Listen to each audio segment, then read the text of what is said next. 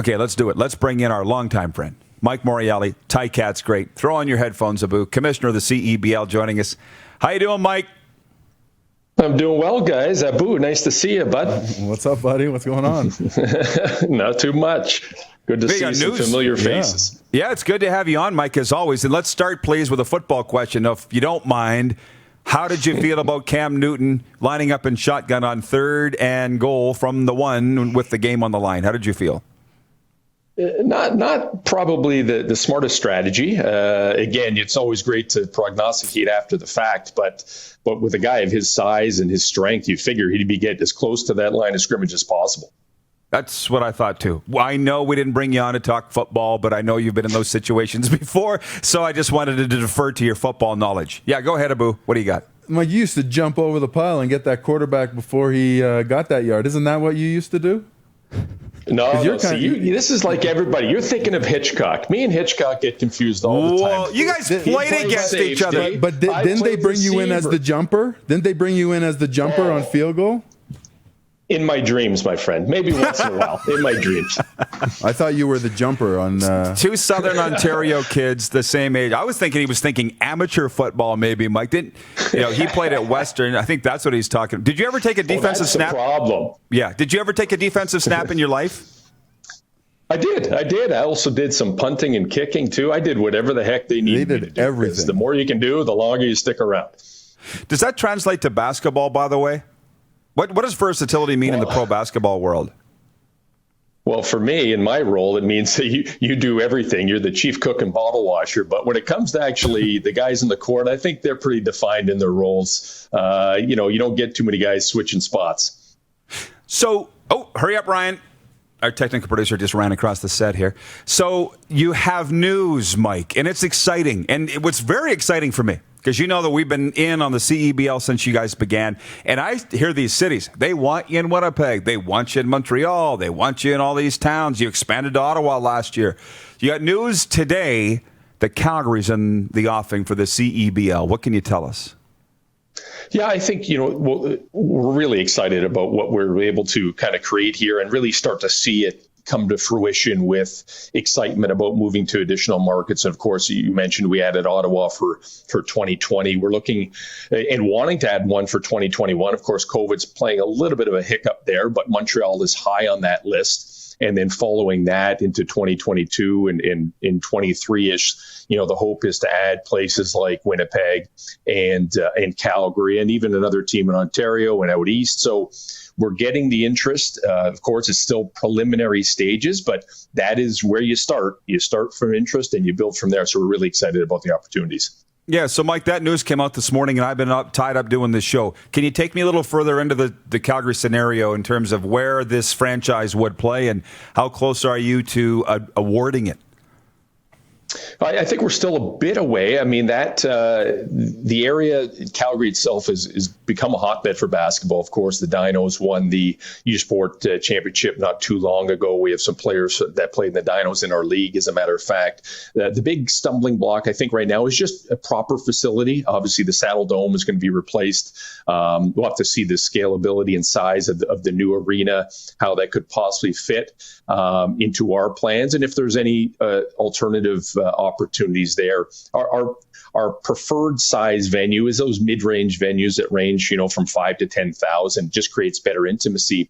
But with a lot of the new venues that are going up, even the bigger ones, they have scalable sizes that you can work with. So that's part of the process. We had a couple groups that are interested. We're still going through kind of the ins and outs of that, and knowing that we probably have a Montreal on the list first. Our attention is primarily there, but you got to keep all options open as you're trying to build your league and make sure that you're doing it properly. If you're looking at venues and with social distancing uncertainty in the future, how does that come into play as far as maybe a 60,000 seat arena is now capacity? What you want, yeah. How do you what do you even want? Like, how did that come into play? Isn't that fun?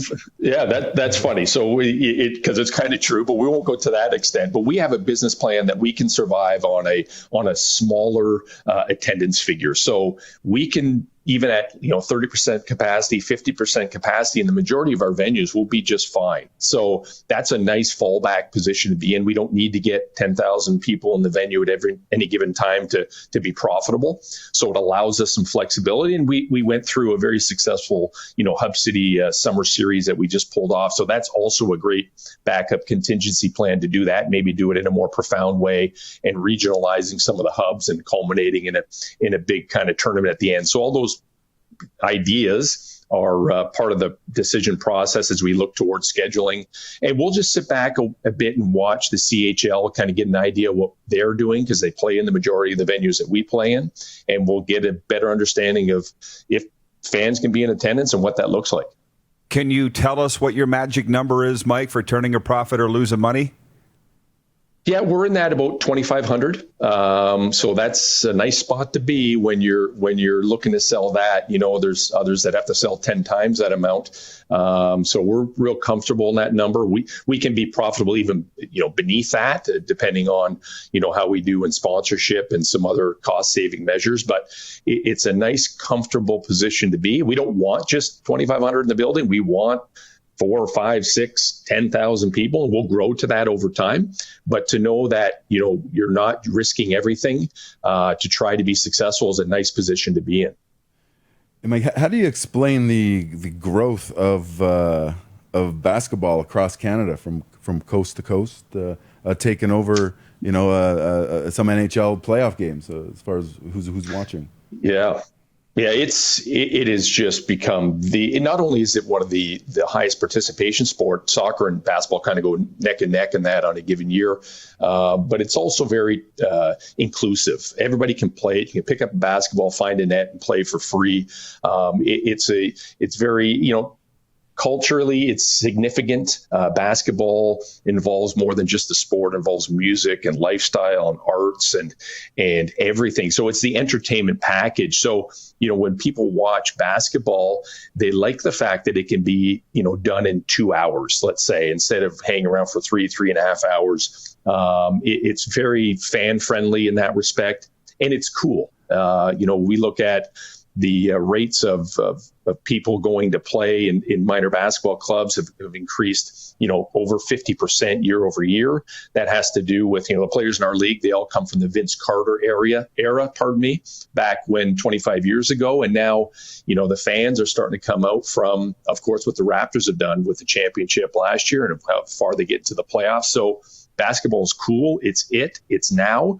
And now it's time for us and the greater community and the country to invest in basketball facilities, and really become a premier place for our players to play. We are the best producer of basketball talent outside of the U.S. and the entire world, certainly for the NBA. And if you look at our pros playing all over Europe and Asia and elsewhere, we are, right there as well. So we've got 8,800 ice rinks in this country.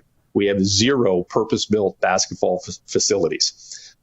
I think something has to change. We see what we can do without investment. Imagine what we can do with some investment as well. Yeah, you say that, and it's just around here, out here in Western Canada, or even in this province, they say when the Riders do well, minor football numbers are up. Blue Jays do well, baseball registration's up. And the Raptors have been hot, so basketball's hot. And then the thing is, you get into it and you stay, you learn the sport, and you realize, hey, this is awesome. Speaking of awesome, last one for you, Mike, Commissioner Morreale, the owner of the league, Richard Petco. I started following him on Twitter. You told me he was a cool dude. He's your boss. Yep. Whoa! He has some very strong thoughts on coronavirus, and he's not afraid to let it rock on Twitter, man. Tell me about Richard Petco, the owner of the CEBL. Well, I got to tame Richard every so often. Of course, his personal opinions are his. They never infiltrate into our business, which is great because we obviously have a different look at what is going on, and like most owners, I think they have they're hardworking entrepreneurs. They have certain beliefs, and doesn't just extend to our owner. If you look across all leagues, people have the way they feel and and look at different aspects. He's not a fan of what's going on now, but it doesn't change the focus that we have and in terms of, our players and our staff and our partners and everything. He wants to see basketball successful. He wants to see people in the stands. We're going to do it safely when the time is right, and listen to all those people that tell us what to do. And Richard will be just on my shoulder, just chirping away, but still letting me do my job, which is the best part about it. Oh, yeah. Hey, I didn't say I disagreed with it. I just couldn't believe what I was reading, because you just don't see that very often from a guy in a position like his, but he doesn't care. Clearly, he's got a lot of dough. He doesn't have to care.